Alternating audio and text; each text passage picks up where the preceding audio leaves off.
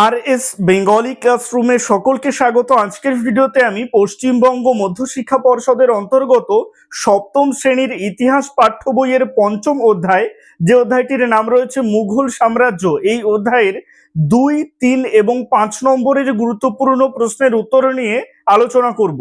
এই ভিডিওতে যে প্রশ্নের উত্তরগুলো থাকছে সেগুলোর মধ্যে থেকেই প্রায় প্রত্যেক বছর পরীক্ষাতে প্রশ্ন আসে, তাহলে তোমরা বুঝতেই পারছো যে এই প্রশ্নের উত্তরগুলো কতটা গুরুত্বপূর্ণ। এ প্রসঙ্গে বলে রাখি, এই অধ্যায়ের এইরকম পরীক্ষায় আসার মতো গুরুত্বপূর্ণ 1 নম্বরের প্রশ্নের উত্তরের ভিডিও আগেই এই চ্যানেলে প্রকাশিত হয়েছে।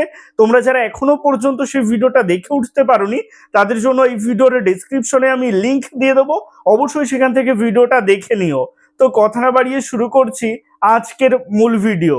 চলে আসছি 2 নম্বরের প্রশ্নে। এখানে এক দাগে রয়েছে মুঘল কারা। এই প্রশ্নের উত্তর তোমরা লিখবে, একদিকে মঙ্গল নেতা চেঙ্গিস খান এবং অন্যদিকে তুর্কি নেতা তৈমুর লং এর বংশধরদের আমরা মুঘল বলে জানি। মুঘলরা তৈমুরের বংশধর হিসেবে গর্ববোধ করত, নিজেদের তারা তৈমুরীয় বলে ভাবত, বরং চেঙ্গিস খানের প্রতি তাদের শ্রদ্ধা কম ছিল। ভারতবর্ষের প্রথম মুঘল বাদশাহ ছিলেন জহিরুদ্দিন মোহাম্মদ বাবর। 2 দাগের প্রশ্ন, পাট্টা ও কবুলিয়ত কি? এই প্রশ্নের উত্তর তোমরা লিখবে, শেরশাহ তাঁর ভূমি রাজস্ব ব্যবস্থায় কৃষকদের স্বার্থ রক্ষার জন্য পাট্টা ও কবুলিয়ত প্রথা চালু করেন। প্রথমে বক্স করে পয়েন্ট করবে পাট্টা, এই পয়েন্টের আন্ডারে লিখবে, সরকার কৃষককে যে লিখিত দলিল দিত তাতে জমির পরিমাণ, জমির শ্রেণী এবং কত রাজস্ব দিতে হবে তা উল্লেখ থাকতো, তাকে পাট্টা বলা হতো। কবুলিয়ত কি? কৃষক ওই শর্তগুলি মেনে নিয়ে নির্ধারিত রাজস্ব দেওয়ার যে লিখিত অঙ্গীকারপত্র সরকারকে দিত তাকে কবুলিয়ত বলা হতো।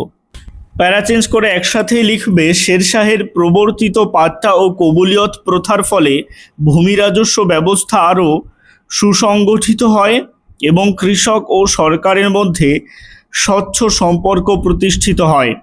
এবারে চলে আসছি 3 দাগে। এখানে বলা হচ্ছে, দাক্ষিণাত্য অভিযানের পিছনে ঔরঙ্গজেবের কি উদ্দেশ্য ছিল? এই প্রশ্নের উত্তরে লিখবে, দাক্ষিণাত্য অভিযানের পিছনে ঔরঙ্গজেবের প্রধান 2টি উদ্দেশ্য ছিল। 1, ঔরঙ্গজেব ভেবেছিলেন যে দক্ষিণী রাজ্যগুলিকে জয় করতে পারলে সেখান থেকে অনেক বেশি রাজস্ব আদায় করা যাবে।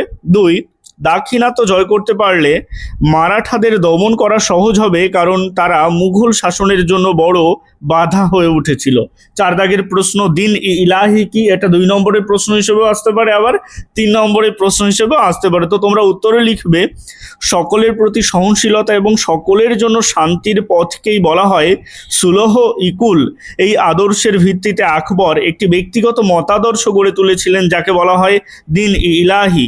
এর মূল উদ্দেশ্য ছিল 1, বিভিন্ন ধর্মের মধ্যে সম্প্রীতি ও সহনশীলতা প্রতিষ্ঠা করা। 2, সাম্রাজ্যে ঐক্য বজায় রাখা। 3, নৈতিক জীবনযাপন ও সম্রাটের প্রতি আনুগত্যের আদর্শ গড়ে তোলা। প্যারা চেঞ্জ করে একসাথেই লিখবে, দিন ইলাহি খুব অল্প সংখ্যক মানুষ গ্রহণ করেছিলেন এবং আকবরের মৃত্যুর পর এই ধর্মমতের প্রচলন প্রায় বিলুপ্ত হয়ে যায়। এবারে চলে আসছি 5 দাগের প্রশ্ন। এখানে বলা হচ্ছে, খানুয়ার যুদ্ধে কি ঘটেছিল? বা এই প্রশ্নটা একটু ঘুরিয়ে আসতে পারে যে খানুয়ার যুদ্ধ কেন ধর্মীয় যুদ্ধ ছিল না? এই প্রশ্নের উত্তর তোমরা লিখবে, খানুয়ার যুদ্ধ 1527 খ্রিস্টাব্দে মেওয়ারের রানা সংগ্রাম সিংহের সাথে মুঘল সম্রাট বাবরের মধ্যে সংঘটিত হয়। রাজপুতদের নেতৃত্ব দেন সংগ্রাম সিংহ। যুদ্ধ শুরু হওয়ার আগে বাবর মুঘল যোদ্ধাদের বলেন, এই যুদ্ধ তাদের ধর্মের লড়াই, তারা হলেন ধর্মযোদ্ধা বা গাজী। আসলে এভাবে তিনি সকলকে জোটবদ্ধ করার চেষ্টা করেছিলেন। আবার উত্তর ভারত থেকে বাবরকে হটানোর জন্য কয়েকজন মুসলমান শাসক ও রাজপুতদের সঙ্গে যোগ দেন। কাজেই বলা যায় এই যুদ্ধ ধর্মীয় যুদ্ধ ছিল না। এই যুদ্ধে শেষ পর্যন্ত বাবর জয়লাভ করে।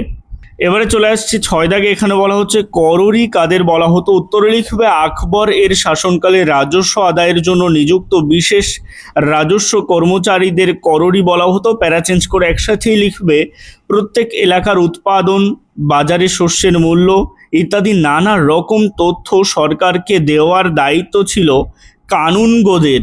এই কানুনগোদের তথ্য মিলিয়ে দেওয়া ও রাজস্ব আদায় করা ছিল করোড়ির কাজ। 7 যাবতী কাকে বলে? উত্তরে লিখবে আকবর এর আমলে জমি জরিপের ভিত্তিতে রাজস্ব নির্ধারণের যে পদ্ধতি চালু হয় তাকে যাবতী বলা হয়। যাবত মানে নির্ধারণ, প্যারা চেঞ্জ করে একসাথেই লিখবে।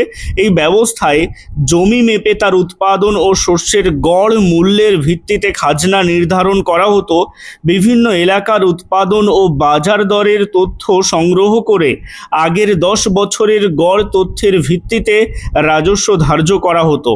8 দাগের প্রশ্ন, সুলহ ইকুল কি? এটা 3 নম্বরের প্রশ্ন হিসেবে আসতে পারে। উত্তরে লিখবে সুলহ ইকুল বলতে সম্রাট আকবরের সেই নীতিকে বোঝায় যেখানে তিনি সকল ধর্ম, সম্প্রদায় ও মানুষের প্রতি সহনশীলতা, সমান আচরণ এবং শান্তি প্রতিষ্ঠার আদর্শ অনুসরণ করেছিলেন। এই নীতির মাধ্যমে তিনি কোনো ব্যক্তি বা গোষ্ঠীর প্রতি পক্ষপাত না করে সকলকে সমান মর্যাদা দেন এবং সমগ্র সাম্রাজ্যে শান্তি ও ঐক্য বজায় রাখার চেষ্টা করেন। সুলহ ইকুল আদর্শের ভিত্তিতে আকবর একটি ব্যক্তিগত মতাদর্শ গড়ে তুলেছিলেন যাকে বলা হয় দিন ই ইলাহি। 9 দাগের প্রশ্ন, মুঘল শাসন ব্যবস্থায় সুবা প্রশাসনের পরিচয় দাও। উত্তরে লিখবে সম্রাট আকবর মুঘল সাম্রাজ্যের সুষ্ঠু প্রশাসনের জন্য সমগ্র সাম্রাজ্যকে কয়েকটি প্রদেশে ভাগ করেছিলেন। প্রদেশগুলিকে বলা হতো সুবা। সুবাগুলি আবার ভাগ করা হতো কয়েকটি সরকারে এবং সরকারগুলি ভাগ করা হতো পরগনাতে। এইভাবে সুবা, সরকার ও পরগনা এই 3 স্তরের প্রশাসনিক ব্যবস্থা গড়ে তুলে আকবর মুঘল শাসনকে আরও সুসংগঠিত ও কার্যকর করেছিলেন। এবারে চলে আসছি 10 দাগের প্রশ্নে। এখানে বলা হচ্ছে দাক্ষিণাত্য ক্ষত কি? এটাও কিন্তু 3 নম্বরের প্রশ্ন হিসেবেও আসতে পারে। উত্তর লিখবে খ্রিস্টীয় সপ্তদশ শতকে ঔরঙ্গজেবের সময়ে মারাঠাদের শক্তি অনেক বেড়ে গিয়েছিল। ঔরঙ্গজেব ভেবেছিলেন যে দক্ষিণী রাজ্যগুলিকে জয় করতে পারলে সেখান থেকে অনেক বেশি রাজস্ব আদায় করা যাবে, তার সঙ্গে মারাঠাদের দমন করাও সহজ হবে। ঔরঙ্গজেবের আমলে মুঘলরা বিজাপুর ও গোলকোন্ডা দখল করেছিল। মুঘল সাম্রাজ্যের আয়তন এত বড় আগে কখনো হয়নি, কিন্তু বাদশাহ যা ভেবেছিলেন তা হলো না। তার বদলে বহু বছরের রক্তক্ষয়ী যুদ্ধে মুঘলদের অনেক আর্থিক ক্ষতি হলো। দাক্ষিণাত্য যুদ্ধের এই ক্ষত আর সারল না। মারাঠা নেতা শিবাজিকেও স্বাধীন রাজা বলে মেনে নিতে হলো। 25 বছর ধরে যুদ্ধ করে ঔরঙ্গজেব শেষে দাক্ষিণাত্যেই মারা গেলেন। এই ঘটনা দাক্ষিণাত্য ক্ষত নামে পরিচিত। 11 দাগের প্রশ্ন, মনসবদার কারা? বা এই প্রশ্নটা এভাবে ঘুরিয়ে আসতে পারে যে মনসবদারি ব্যবস্থা সম্পর্কে আলোচনা করো। এটা 3 নম্বরের প্রশ্ন হিসেবেও আসতে পারে। উত্তর লিখবে আকবর সামরিক ব্যবস্থায় একটি গুরুত্বপূর্ণ সংযোজন করেন, সেটি ছিল তাঁর মনসবদারি ব্যবস্থা। আকবরের শাসন ব্যবস্থায় প্রশাসনিক পদগুলিকে বলা হতো মনসব আর পদাধিকারীদের বলা হতো মনসবদার। মনসবদারদের কর্তব্য ছিল 1 বাদশাহের জন্য সৈন্য প্রস্তুত রাখা, 2 সৈন্যদের দেখাশোনা করা এবং 3 যুদ্ধের সময় সৈন্য যোগান দেওয়া। প্যারা চেঞ্জ করে একসাথেই লিখবে পদ অনুসারে মনসবদারদের বিভিন্ন স্তর ছিল। সবচেয়ে উপরের পদগুলি কেবল রাজ পরিবারের সদস্যদের জন্য রাখা হতো। উচ্চপদস্থ মনসবদারদের বলা হতো আমির। মনসবদারদের যুদ্ধের ঘোড়াগুলিকে পর্যবেক্ষণের জন্য মাঝে মাঝে রাজধানীতে হাজির করতে হতো। এবারে চলে আসছি 3 নম্বরের প্রশ্নে। এখানে প্রতিটি প্রশ্নের মান 3।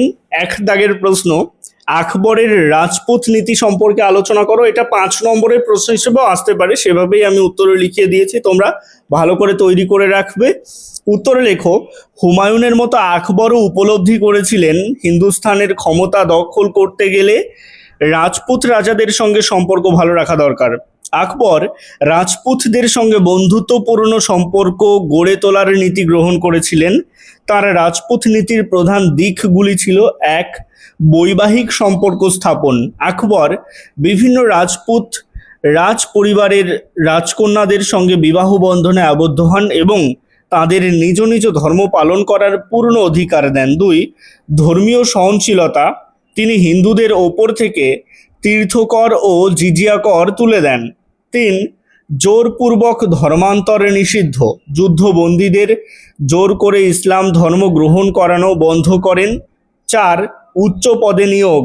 যোগ্য রাজপুতদের মুঘল প্রশাসন ও সেনাবাহিনীর উচ্চ পদে নিয়োগ দেন।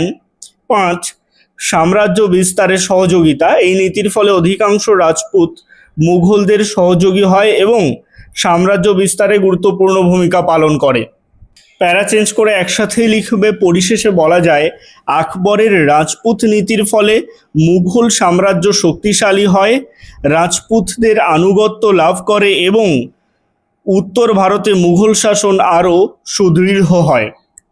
যদি 3 নম্বরের প্রশ্ন আসে তাহলে 3 থেকে 4টে পয়েন্ট লিখবে, আর যদি 5 নম্বরের প্রশ্ন হিসেবে আসে তাহলে পুরোটাই লিখবে।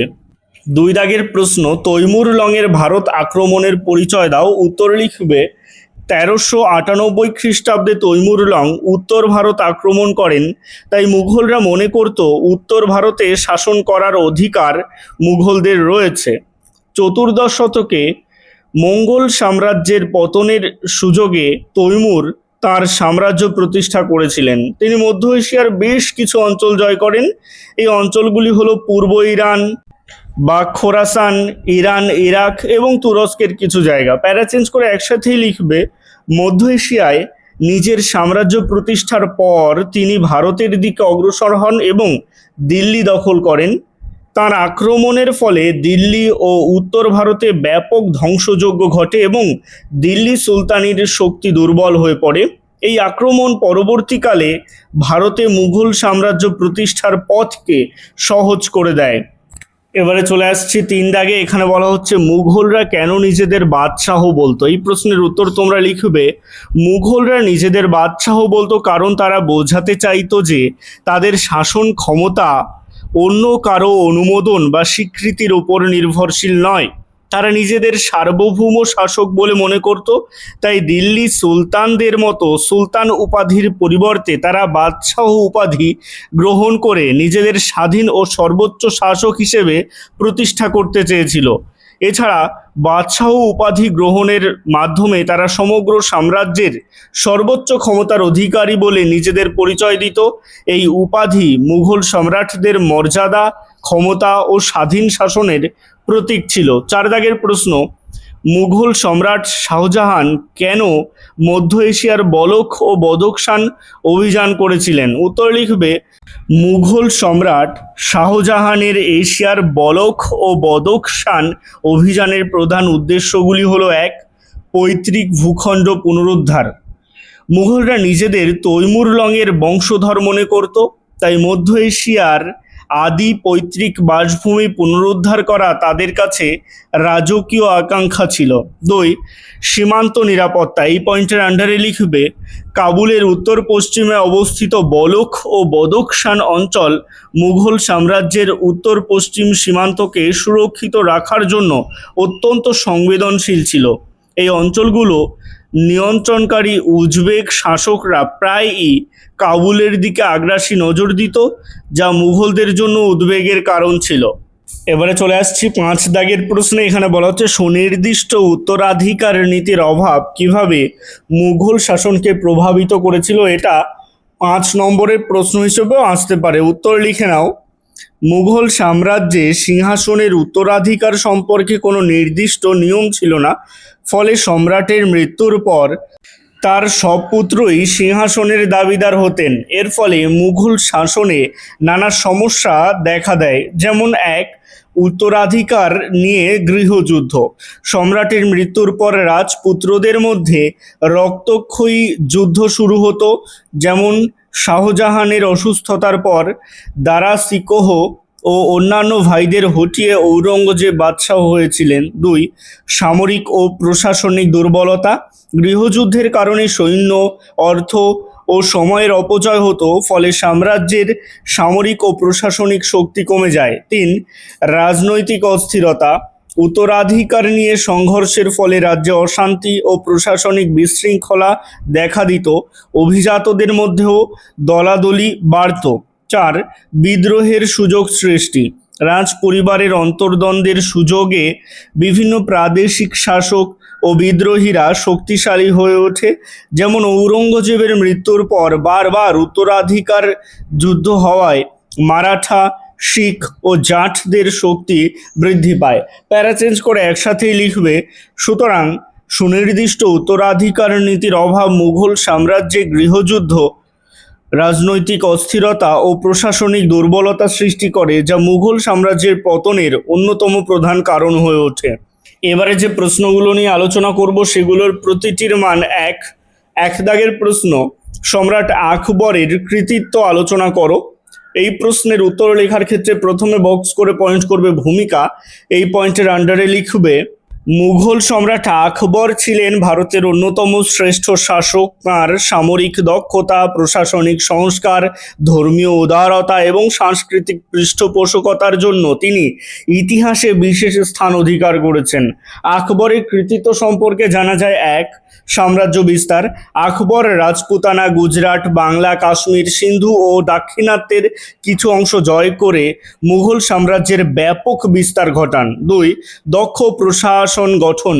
তিনি মনসবদারি প্রথা চালু করেন এবং সুবা, সরকার ও পরগনা ভিত্তিক প্রশাসনিক ব্যবস্থা গড়ে তোলেন। এতে শাসন ব্যবস্থা আরও সুগঠিত হয়। রাজস্ব সংস্কার। মন্ত্রী টোডরমলের সহায়তায় যাবতীয় রাজস্ব ব্যবস্থা চালু করেন। এর ফলে কৃষক ও রাষ্ট্র উভয়ই উপকৃত হয়। ধর্মীয় উদারতা। তিনি সুলহ ইকুল নীতি গ্রহণ করেন, জিজিয়া কর ও তীর্থকর তুলে দেন এবং সব ধর্মের মানুষের প্রতি সমান আচরণ করেন।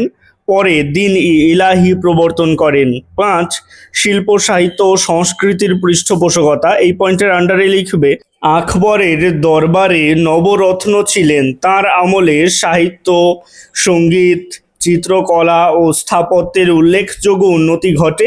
এবারে বক্স করে পয়েন্ট করবে উপসংহার, এই পয়েন্টের আন্ডারে লিখবে সাম্রাজ্য বিস্তার, দক্ষ প্রশাসন, রাজস্ব সংস্কার, ধর্মীয় সহিষ্ণুতা এবং শিল্প সংস্কৃতির বিকাশে অসামান্য অবদানের জন্য আকবরকে ভারতের অন্যতম শ্রেষ্ঠ মুঘল সম্রাট বলা হয়।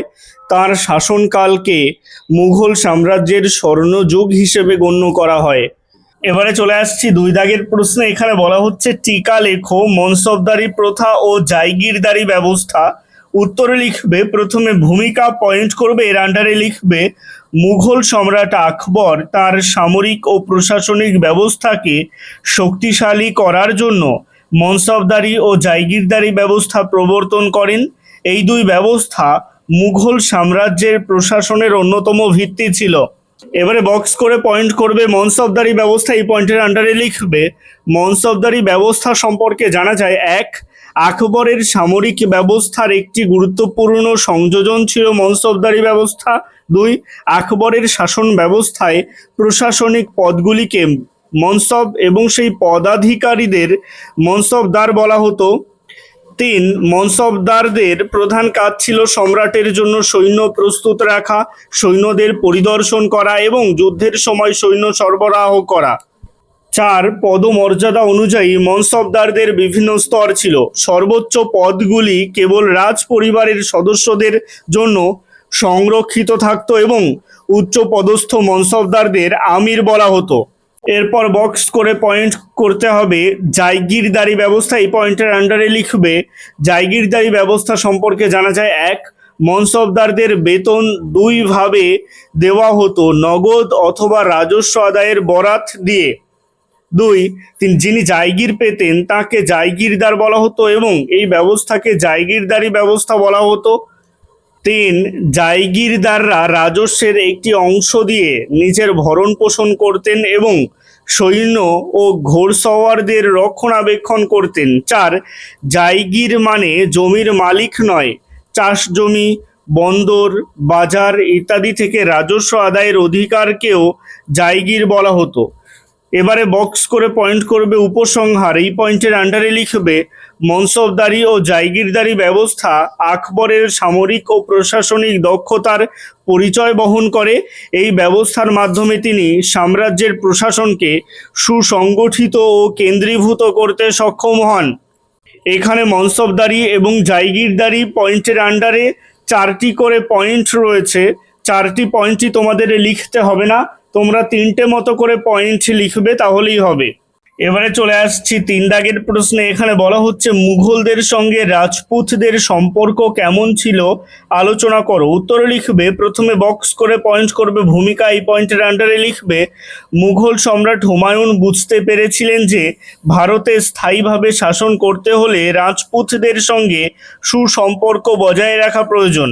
এই নীতিকে সম্রাট আকবর আরও সুদৃঢ়ভাবে কার্যকর করেন। মুঘল রাজপুত সম্পর্কের প্রধান দিকগুলি হলো: এক, বৈবাহিক সম্পর্ক, এই পয়েন্টের আন্ডারে লিখবে আকবর বিভিন্ন রাজপুত রাজ পরিবারের রাজকন্যাদের সঙ্গে বিবাহ বন্ধনে আবদ্ধ হন। তিনি তার রাজপুত স্ত্রীদের নিজ নিজ ধর্ম পালনের পূর্ণ স্বাধীনতা দেন। দুই, ধর্মীয় সহিষ্ণুতা, এই পয়েন্টের আন্ডারে লিখবে আকবর হিন্দুদের ওপর থেকে তীর্থকর ও জিজিয়া কর তুলে দেন এবং যুদ্ধবন্দীদের জোর করে ইসলাম ধর্ম গ্রহণ করানো নিষিদ্ধ করেন, ফলে অমুসলিম প্রজারা সন্তুষ্ট হয়। তিন, মনসবদারি ব্যবস্থায় স্থান। আকবর বীর রাজপুত যোদ্ধাদের মুঘল মনসবদারি ব্যবস্থায় উচ্চ পদে নিয়োগ করেন। এতে রাজপুতরা সাম্রাজ্যের প্রশাসন ও সেনাবাহিনীতে গুরুত্বপূর্ণ ভূমিকা পালন করে। চার, সামরিক ও রাজনৈতিক সহযোগিতা, এই পয়েন্টের আন্ডারে লিখবে মুঘল সম্রাটের সর্বোচ্চ কর্তৃত্ব স্বীকার করলে রাজপুত রাজারা নিজেদের রাজ্যের শাসন বজায় রাখতে পারতেন, তবে উত্তরাধিকার নিয়ে বিরোধ হলে মুঘলরা সেই রাজ্য হস্তক্ষেপ করত। পাঁচ, পরবর্তী সম্রাটদের নীতি, এই পয়েন্টের আন্ডারে লিখবে জাহাঙ্গীর ও শাহজাহান ও আকবরের রাজপুত নীতি অনুসরণ করেন। জাহাঙ্গীরের সময় মেওয়াড়ের সঙ্গে মুঘলদের সুসম্পর্ক গড়ে ওঠে এবং শাহজাহানের আমলেও রাজপুতদের উচ্চ পদ দেওয়া হতো। এবারে বক্স করে পয়েন্ট করবে উপসংহার, এই পয়েন্টের আন্ডারে লিখবে আকবর থেকে ঔরঙ্গজেব পর্যন্ত মুঘলদের রাজপুত নীতিতে অনেক মিল থাকলেও কিছু অমিলও ছিল। আকবরের সময় এই সম্পর্ক সবচেয়ে সুদৃঢ় হয় এবং তা মুঘল সাম্রাজ্যের শক্তি ও স্থায়িত্ব বৃদ্ধিতে গুরুত্বপূর্ণ ভূমিকা পালন করে। আজকের ভিডিওটা এই পর্যন্তই। ভিডিওটা কেমন লাগলো অবশ্যই কমেন্টের মাধ্যমে জানিও। ভালো লাগলে লাইক করো এবং একই ক্লাসের বন্ধুদের সাথে ভিডিওটাকে শেয়ার করতে ভুলো না। ভালো থেকো, সুস্থ থেকো সকলে, আর অবশ্যই RS বেঙ্গলি ক্লাসরুমের সাথে থেকো। সবশেষে একটাই রিকোয়েস্ট, এখনও পর্যন্ত যারা চ্যানেলটিকে সাবস্ক্রাইব করে উঠতে পারোনি তারা অবশ্যই চ্যানেলটিকে সাবস্ক্রাইব করে দিও এবং পাশে থাকা বেল আইকনটিকে প্রেস করে অল বাটনে ক্লিক করে দিও নতুন ভিডিওর আপডেট সবার আগে পেতে।